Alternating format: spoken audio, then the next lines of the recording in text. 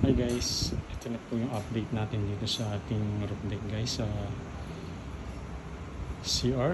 Ayan guys, napinturahan na natin guys. Nakatapos lang ni Kuya Lars. Sensya na po kayo at iba ang boses ko dahil sa init po ngayon at sa pagod ni Kuya Lars guys.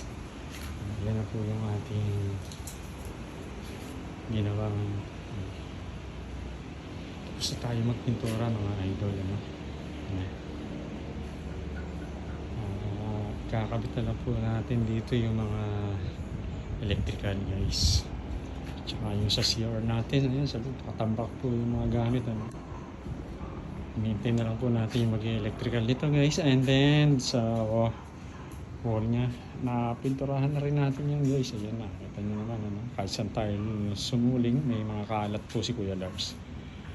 Ayan guys. So, maraming salamat po sa inyong panonood. Walang sa pagsubaybay kay Kuya Lars.